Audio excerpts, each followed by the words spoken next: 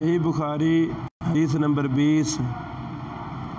امام بخاری رحمہ اللہ حدیث نمبر 20 پر باب قائم کرتے ہیں۔ باب قول النبی صلی اللہ علیہ وسلم انا اعلمکم باللہ، میں تم سب سے زیادہ اللہ تعالیٰ کو جانتا ہوں۔ اور یہ ٹکڑا انا اعلمکم باللہ اسی حدیث کا ہی ٹکڑا ہے۔ حدیث نمبر 20 کے اندر یہ لفظ موجود ہیں آخر میں، ان اتقاکم وعالمکم باللہ انا۔ امام بخاری رحمہ اللہ نے اسی حدیث کے الفاظ کو ہی باب میں قائم فرما دیا، اور یہ امام بخاری رحمہ اللہ کے ابواب قائم کرنے کی ایک معروف قسم بھی ہے۔ وَأَنَّ الْمَعْرِفَةَ فِعْلُ الْقَلْبِ، اور بے شک معرفت پہچان یہ دل کا فعل ہے، یہ دل کا فعل ہے۔ امام بخاری رحمہ اللہ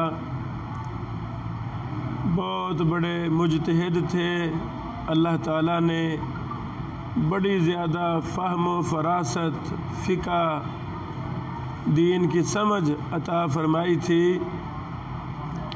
مختصر الفاظ میں بڑے بڑے گمراہ فرقوں کا رد فرما جاتے ہیں، اللہ اکبر،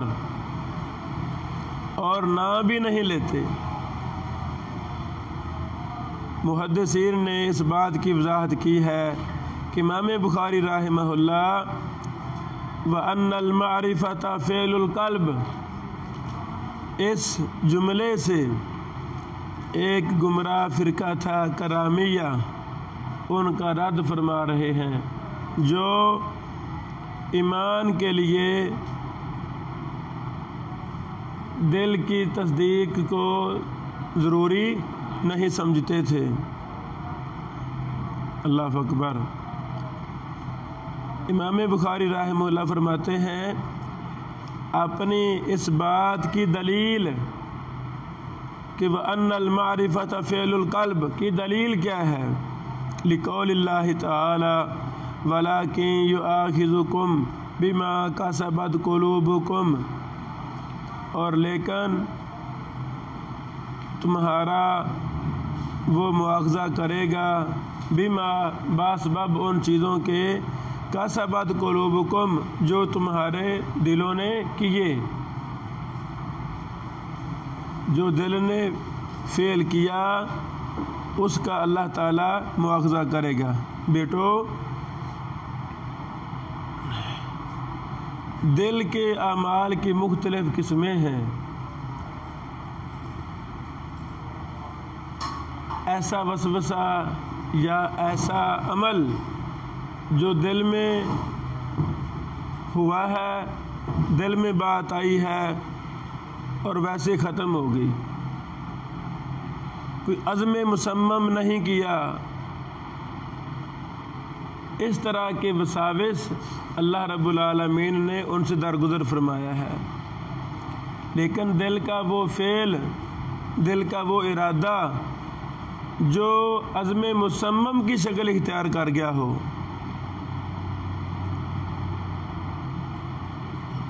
ایسا دل میں ارادہ جو عزم مصمم پکے ارادے میں تبدیل ہو چکا ہو، اس کا مواخذہ ہوگا۔ یہاں سے مراد وہ اعمال ہیں، اللہ اکبر۔ امام بخاری رحمہ اللہ نے پہلے بھی کئی ایک ابواب قائم کیے کہ ایمان جس طرح زبان کے اقرار کا نام ہے، دل کی تصدیق کا نام ہے، تو دل کی تصدیق یہ بھی عمل ہے نا، یہ بھی عمل ہے، اور جوارح اعضاء کے ساتھ عمل، ان تینوں چیزوں کا نام ایمان ہے۔ ان تینوں چیزوں میں سے کوئی ایک چیز کو بھی چھوڑے گا، ضروری نہیں سمجھے گا، تو وہ بہت بڑی غلطی پر ہے، بہت بڑی غلطی پر ہے۔ امام بخاری رحمہ اللہ نے ما قبل بہت زیادہ دلائل دیے کہ ایمان کے لیے جس طرح تصدیق ضروری ہے اسی طرح عمل بھی ضروری ہے۔ جن لوگوں نے عمل کو ایمان کے ساتھ ضروری نہیں سمجھا، ان کا بہت زیادہ رد کیا۔ اللہ اکبر۔ اس باب میں کچھ اور گمراہ فرقوں میں سے ایک فرقہ جن کا نام کرامیہ ہے، جنہیں کرامیہ کہا جاتا ہے، ان کا رد کیا۔ کرامیہ کا تعارف ان کے بعض گمراہ نظریات جو ہم نے کتاب شائع کی تھی الابانہ عن اصول الدیانہ، اردو ترجمہ کے ساتھ ہمارے دوست محب الرحیم حافظہ اللہ جو مدینہ یونیورسٹی میں زیر تعلیم ہیں، بڑے فاضل ماشاءاللہ ہمارے بھائی ہیں، اہل علم ہیں، اللہ تعالیٰ مزید ان میں برکتیں فرمائے۔ ہم نے ان سے وہ ترجمہ کروایا تھا، پھر مختصر تحقیق میں اضافے جات اور کچھ فوائد شرح کے طور پہ اس میں ہم نے ایڈ کیے، اس کتاب کو ہم نے شائع کیا۔ بہرحال اس میں کرامیہ کا تعارف آپ کو ملے گا انشاءاللہ۔ کرامیہ کا کہنا ہے کہ ایمان کے لیے زبان سے اقرار کر لینا کافی ہے، بس۔ اللہ اکبر۔ تو امام بخاری رحمہ اللہ ان کا رد فرماتے ہوئے یہ جملہ فرماتے ہیں وَأَنَّ الْمَعْرِفَةَ فِعْلُ الْقَلْبِ، کہ زبان کے اقرار کے ساتھ دل کی معرفت بھی ضروری ہے، دل کی معرفت بھی ضروری ہے۔ اور یہ بھی نقطہ سمجھا دیا کہ معرفت کا تعلق دل کے ساتھ ہے، معرفت کا تعلق دل کے ساتھ ہے۔ معرفت کا تعلق انسان کے اعضاء سے نہیں ہے، ہاتھ، پاؤں، زبان وغیرہ، یہ انسانی اعضاء جنہیں جوارح کہا جاتا ہے، ان اعضاء کے ساتھ معرفت کا تعلق نہیں ہے، بلکہ معرفت کا تعلق اس کے ساتھ ہے، دل کے ساتھ۔ اس لیے زبانی اقرار کر لینے سے ایمان حاصل نہیں ہوتا جب تک دل سے تصدیق نہ ہو، اور جب تک ایمانیات کے مطابق، اسلام کے احکام و مسائل کے مطابق انسان کے جسم کے اعمال نہ ہوں، اس وقت تک ایمان مکمل ہوتا نہیں۔ امام بخاری رحمہ اللہ نے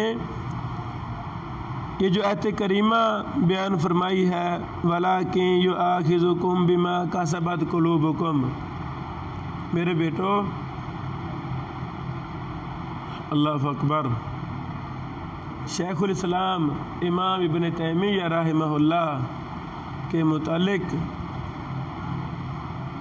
ان کے شاگرد خاص امام ابن قیم رحمہ اللہ فرماتے ہیں کہ ابن تیمیہ رحمہ اللہ ایک آیت کریمہ کا معنی مفہوم سمجھنے کے لیے 100 کتب تفسیر کا مطالعہ کیا کرتے تھے۔ تو جب بھی کوئی قرآن کریم کی آیت ہمارے سامنے ہو ہمیں اس پر بہت زیادہ مطالعہ کرنا چاہیے. آئی سمجھے؟ جتنے کتب دستیاب ہیں کتابی شکل میں ہے وہاں سے مطالعہ کریں. پھر شاملہ جیسی بہت بڑی نعمت ہمارے پاس موجود ہے، اس سے بہت زیادہ استفادہ کیا جائے.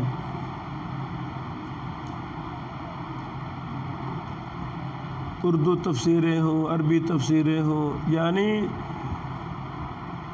اہل الحدیث کی تفسیریں ہوں یا دیگر دوسرے علماء کی تفسیریں ہوں، سب کو تمام تفسیروں سے اسی اپنی مطلوبہ آیت کی تفسیر کو دیکھا جائے. جب آدمی بہت زیادہ مطالعہ کر لیتا ہے پھر اللہ رب العالمین اس کو شرح صدر فرما دیتے ہیں. اس آیت کا یہ مطلب ہے. ہر مفسر نے اپنی اجتہادی اور علمی قوت کے اعتبار سے تفسیر کی ہوتی ہے، اور ہمیں ہر تفسیر میں مزید فوائد ملتے ہیں.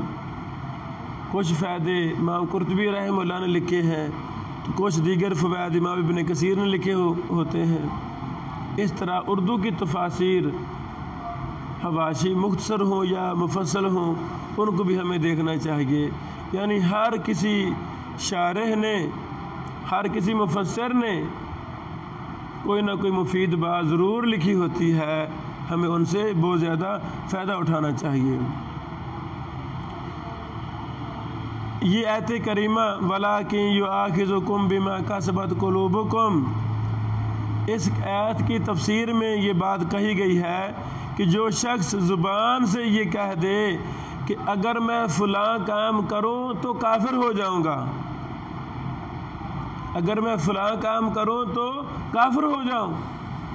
اچھا، اس میں مواخذہ تب ہوتا ہے جب دل کی نیت بھی اس میں شامل ہو، دل کی نیت بھی اس میں شامل ہو. اگر سبقت لسانی کی وجہ سے یہ کہہ دے اور دل کی نیت نہ پائی جائے جیسا کہ عام عادت ہوتی ہے تو پھر اس پر کوئی مواخذہ نہیں ہے اور وہ اسلام سے خارج بھی نہیں ہوگا.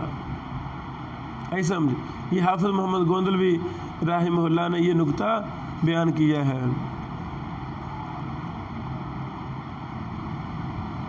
یہاں ایک اور بات،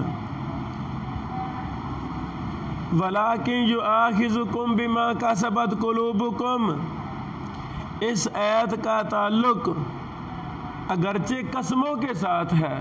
کس کے ساتھ ہے؟ قسم کے ساتھ، قسموں کے ساتھ.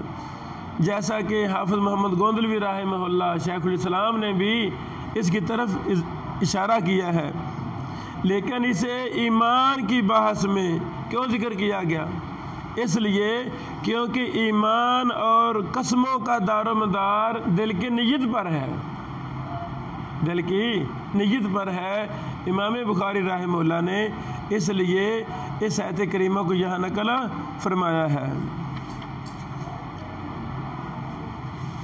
آگے بیٹو ہم حدیث پڑھتے ہیں. حدیث نمبر 20 امام بخاری رحمہ اللہ فرماتے ہیں قال حدثنا محمد بن سلام. یہ بیٹو سلام نہیں ہے لفظ، بلکہ کیا پڑھنا ہے؟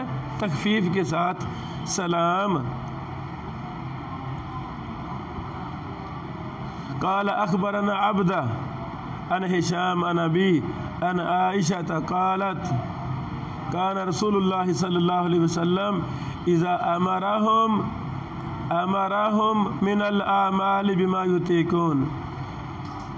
تھے رسول اللہ صلی اللہ علیہ وسلم جب حکم دیتے ان کو، صحابہ کرام مراد ہیں، تو آپ ان کو حکم دیتے ان اعمال کا بما یطیقون جن کی وہ طاقت رکھتے تھے. اور میرے بیٹو، جو بھی چیزیں اللہ تعالیٰ نے مسلمانوں پر فرض کی ہیں اس کا مطلب یہ ہے جو فرض کی ہے اللہ کو پتہ تھا میرے بندوں میں ان کو بجا لانے کی طاقت ہے، تو اللہ نے اسی وجہ سے ان کو فرض کیا ہے۔ کوئی فرض ایسا نہیں ہے جس کے کرنے کی انسان میں طاقت نہ ہو۔ یہ سستیاں آڑے ہیں، بدعمالیاں آڑے ہیں، ایمان کی اعلیٰ منزلت، اعلیٰ رتبہ، اس سے لوگ کوسوں دور ہیں۔ اس وجہ سے بے عملی ہے، لوگ دین سے دور ہیں۔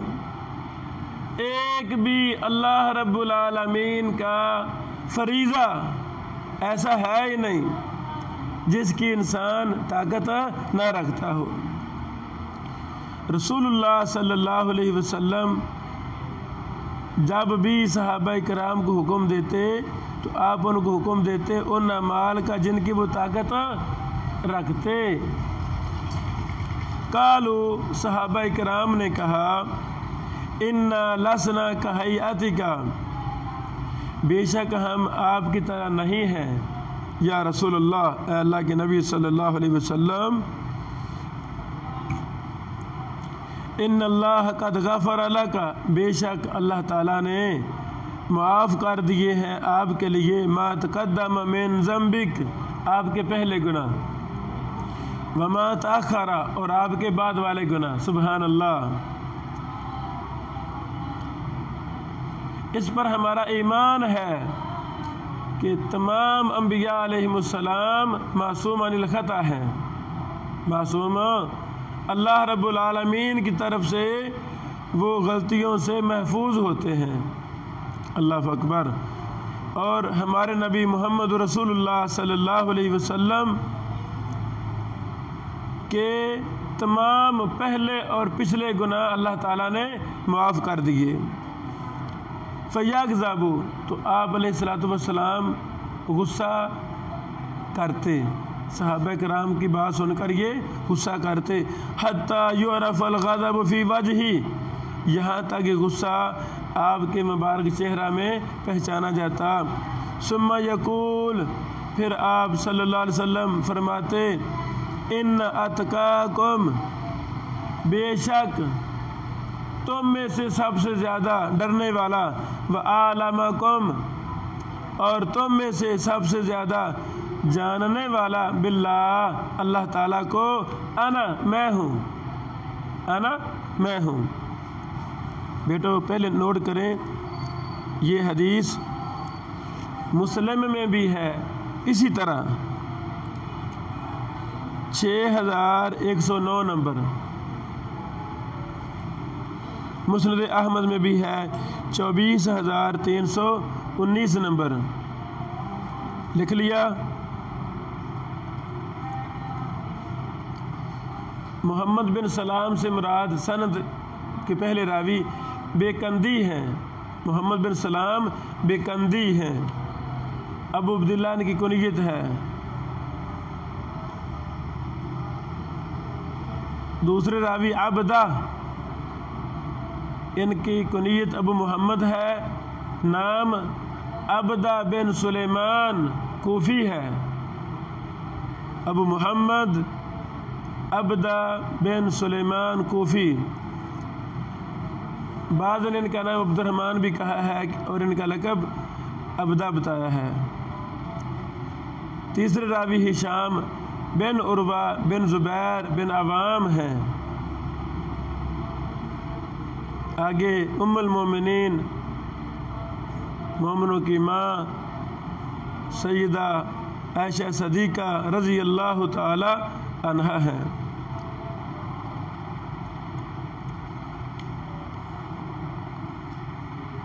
بیٹو بما یطیقون کا کیا مطلب ہے؟ ای یطیقون الدوام علی، کیونکہ افضل عمل وہ ہے جس پر ہمیشگی کی جائے، اگرچہ وہ قلیل عمل ہو، اگرچہ وہ قلیل عمل ہو۔ یعنی یطیقون میں فرائض بھی شامل ہیں اور نوافل بھی شامل ہیں۔ فرائض تو کرنے ہی کرنے ہیں، فرائض تو کرنے ہی کرنے ہیں، ان کو بجا لانا ہی لانا ہے۔ تو نفلی عبادات بھی اس میں شامل ہیں، اور افضل نفلی وہ عبادت ہے جس پر ہمیشگی اختیار کی جائے۔ اللہ اکبر۔ لسنا کہیاتک، کیا مطلب؟ ای کحالاتک و صورتک و لسنا مثلک۔ قرآن کریم میں ہے انما انا بشر مثلکم، سورۃ الکہف آیت نمبر 110 ہے۔ لہذا قرآن میں بشریت میں مثلیت کا اقرار ہے، بشریت میں مثلیت کا اقرار ہے۔ اے نبی علیہ السلام، جیسے آپ بشر ہیں ہم بھی بشر ہیں۔ نبی علیہ السلام نے فرمایا جیسے تم بشر ہو میں بھی بشر ہوں تمہارے جیسا۔ اور حدیث میں وصف کے اعتبار سے مثلیت کی نفی ہے، وصف کے اعتبار سے۔ اے محمد صلی اللہ علیہ وسلم، یہاں صحابہ کرام فرما رہے ہیں کہ جو اوصاف حمیدہ آپ کے اندر موجود ہے وہ ہمارے اندر نہیں ہے، ایسا سمجھے؟ تو حافظ محمد گوندلوی صاحب رحمہ اللہ یہ دونوں چیزیں ذکر کرنے کے بعد فرماتے ہیں ہر جگہ مثل کا معنی سیاق و سباق سے سمجھا جاتا ہے کہ یہاں مثال کس طرح کی مثل ہے۔ خلاصہ کلام یہ ہے بیٹو، لسنا کہیاتک، اس میں وصف کے اعتبار سے مثلیت کی نفی ہے کہ اے نبی علیہ السلام آپ میں اعلیٰ درجے کی صفات موجود ہیں، ایسا سمجھو۔ اور آیت کریمہ انما انا بشر مثلکم، قرآن کریم میں بشریت میں مثلیت کا اقرار ہے کہ میں محمد صلی اللہ علیہ وسلم تمہاری مثال بشر ہوں، ایسا سمجھے۔ تو شیخ صاحب فرماتے ہیں رحمہ اللہ کہ ہر جگہ مثل کا سیاق و سباق سے ہی معنی سمجھا جائے گا۔ اگلی بات، ان اللہ قد غفر لک ما تقدم من ذنبک وما تأخر، قرآن کریم میں اللہ تعالیٰ نے ارشاد فرمایا ہے لیغفر لک اللہ ما تقدم من ذنبک وما تأخر۔ لکھ لیں بیٹو، آیت نمبر سورۃ الفتح آیت نمبر 2 ہے۔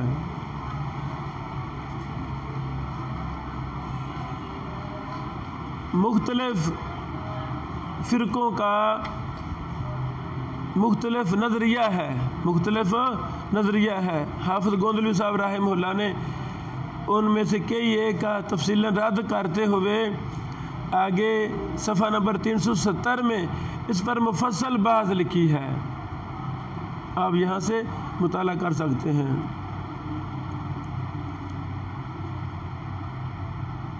اللہ اکبر، اللہ اکبر۔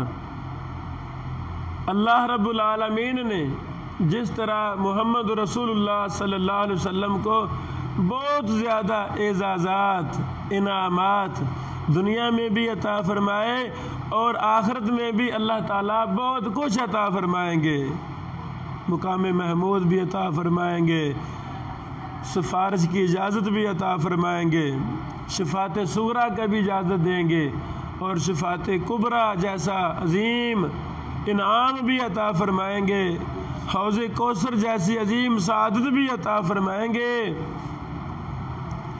تو دنیا میں جو نبی علیہ الصلوۃ والسلام کو انعام دیے گئے ان میں سے ایک انعام یہ بھی تھا کہ اے محمد صلی اللہ علیہ وسلم، دنیا میں ہی اللہ تعالیٰ نے اعلان فرما دیا کہ ہم نے آپ کے سارے گناہوں کو معاف کر دیا ہے، آگے سمجھو۔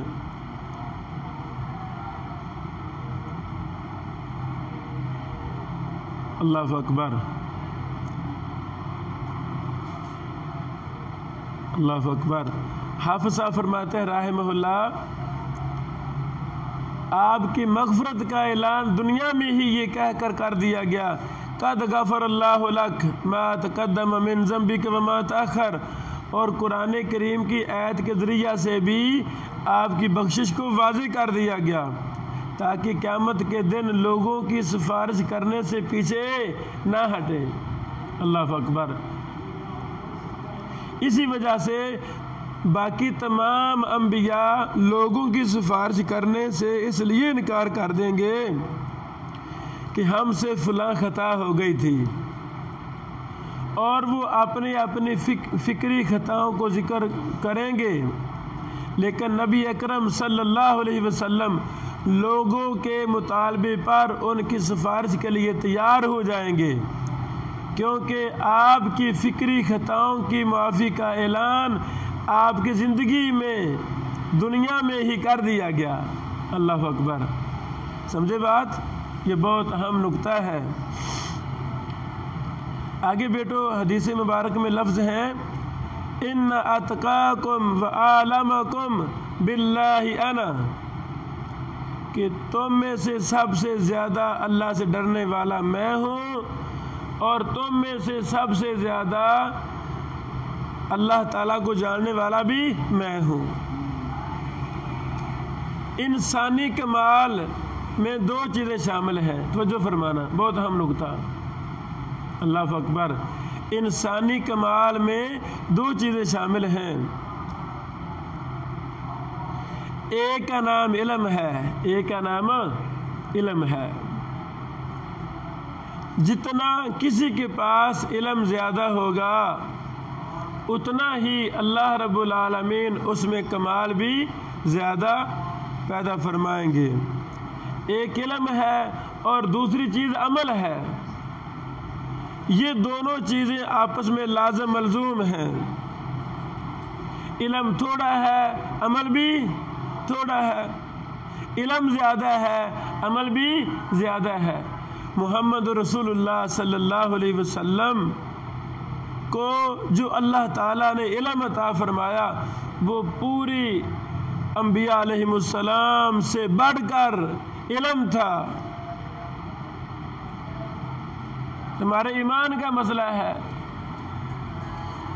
نبی علیہ الصلوۃ والسلام صحابہ کو مخاطب فرما رہے ہیں اعلمکم باللہ، لیکن اس میں دیگر تمام انسان، تمام انبیاء رسل، قیامت تک آنے والے لوگ، پوری انسانیت بھی ایک وجہ سے شامل ہے۔ تو بیٹو جب نبی علیہ الصلوۃ والسلام کے پاس علم سب سے زیادہ تھا تو عمل بھی سب سے زیادہ۔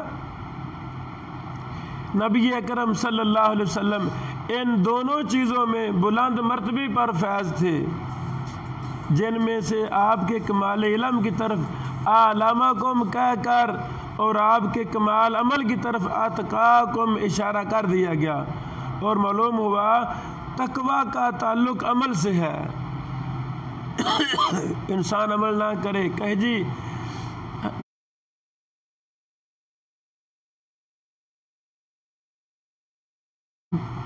ہم بہت اللہ سے ڈرتے ہیں، متقی لوگ ہیں، ایسی بات نہیں ہے۔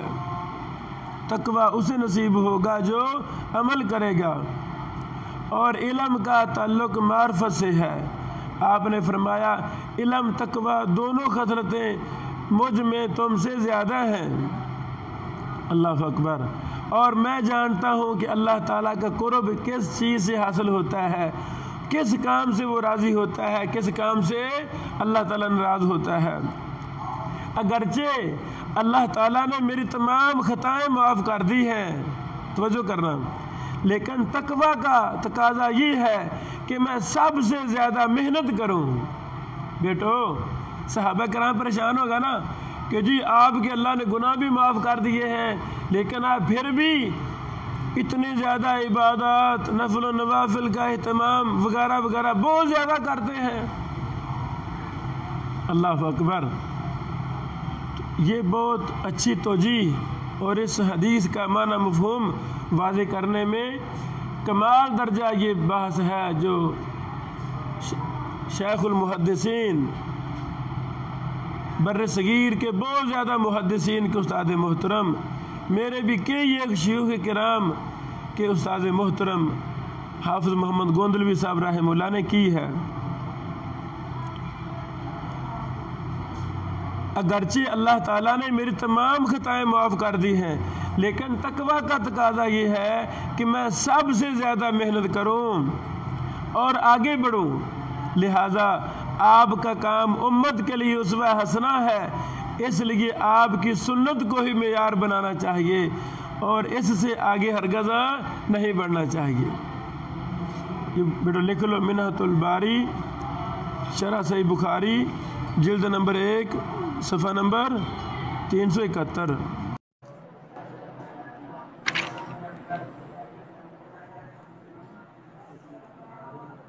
اللہ اکبر۔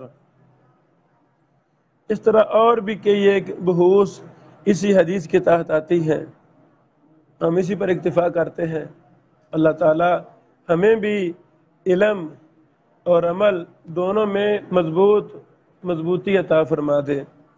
پچھلے ہم نے پچھلا باب قائم کیا، امام بخاری نے قائم کیا تھا من الدین الفرار من الفتن، وہاں بھی ہم نے اشارہ کیا تھا، یہ تجھیب بیان کی تھی، علم اور عمل میں جتنا انسان زیادہ مضبوط ہوگا اتنا زیادہ فتنوں سے محفوظ رہ سکے گا، اتنا زیادہ فتنوں سے محفوظ رہ سکے گا۔ امام بخاری رحمہ اللہ اسی باب کے تحت اس باب کے متصل اگلے باب میں اسی بات کی طرف اشارہ کرتے ہوئے کہ جتنا علم اور عمل انسان کا زیادہ ہوگا اتنا ہی وہ مضبوط ہوگا، تو ان دونوں ابواب کی آپس میں مناسبت بھی ظاہر ہوگی۔ میرے عزیزو، کتنے زیادہ لوگ اس وجہ سے وہ گناہ کر رہے ہیں، ان کے پاس علم ہوتا ہی نہیں، ان کے پاس علم ہوتا ہی نہیں۔ ادھر ہم جامع امام بخاری گندیوں اتار میں 8 سال ٹھہرے، لوگ مسئلے مسائل پوچھتے رہتے تھے، اچھا پتوں کی وغیرہ کی طرف نہیں، چونیا میں ایک خاندان آباد ہے، یہ ہمیں ایک عورت نے خبر دی، عورت نے ہم سے مسئلہ پوچھا کہ حالت حیض میں خامد کا بیوی سے صحبت کرنا جائز ہے کہ نہیں جائز؟ میں نے سمجھایا بہنوں یہ گناہ ہے، بہت بڑا گناہ ہے، سمجھایا، سارا تفصیل سمجھا دی۔ وہ کہتی محترم ہمارے ہاں تو اس کا تصور تک نہیں ہے، ہماری پوری فیملی میں اس مسئلے کا پتہ ہی نہیں ہے۔ آج میری اولاد بھی جوان ہو چکی ہے، آج ہمیں اس مسئلے کا پتہ چلا ہے کہ یہ گناہ کا کام ہے، ہمارے ہاں تو کوئی روک ٹوک ہے ہی نہیں اس مسئلہ میں۔ اور میرے بیٹو تو یہ کتنا بڑا گناہ ہے، اللہ اکبر۔ قرآن کریم احادیث مبارکہ میں جسے سختی کے ساتھ منع کیا گیا، لیکن عدم علم کی وجہ سے بہت زیادہ گناہ ہو رہے ہیں۔ تو یہ ہم پر فرض ہے کہ ہم ان حدود، ان قیود اور شرعی مسائل، چھوٹے مسائل ہوں یا بڑے مسائل ہوں، وہ ہم گرگرام کریں۔ تبلیغ اللہ تعالیٰ موقع دے دے، تبلیغ کے ذریعے تحریر کا اللہ تعالیٰ موقع دے دے، تحریر کے ذریعے، یعنی جتنا زیادہ علم ہم عام کر سکتے ہیں ہمیں عام کرنا چاہیے، ہمیں علم عام کرنا چاہیے، انشاءاللہ اس میں خیر ہے، اس میں خیر ہے۔ یہ جو ہماری پالیسی ہے، کچھ سالوں سے ہم یہ پوری دنیا میں ایک ہمارا مقصد ہے، ویژن ہے، انشاءاللہ ہم نے قرآن و حدیث کو عام کرنا ہے، تو اس کے پیچھے بھی ہماری صرف اور صرف اللہ کی رضا مقصود ہے، اللہ ہم سے راضی ہو جائیں۔ اور کتنے زیادہ لوگ دین سے بہرہ ہیں، دین سے دور ہیں، ان کو چھوٹے چھوٹے بنیادی مسائل کا علم نہیں ہے۔ تو یہ قرآن و حدیث کا اتھینٹک علم، یہی وہ علم ہے جس میں اللہ رب العالمین کی معرفت ہے، اس کو عام کرنے کے مقصد کے پیش نظر ہم یہ لائیو بھی چلا رہے ہیں، ویب سائٹوں پر بھی، یوٹیوب پر بھی۔ جو بھی انشاءاللہ ہمارے لیکچروں کو سنے گا، تحریر کرے گا، وہ مستند عالم دین بنے گا اللہ کی توفیق سے۔ وہ آگے لوگوں کی فلاح و بہبود کا بھلا سوچے گا، خیر کو عام کرے گا۔ آگے ہم اگلی حدیث پڑھتے ہیں۔ السلام علیکم ورحمۃ اللہ وبرکاتہ۔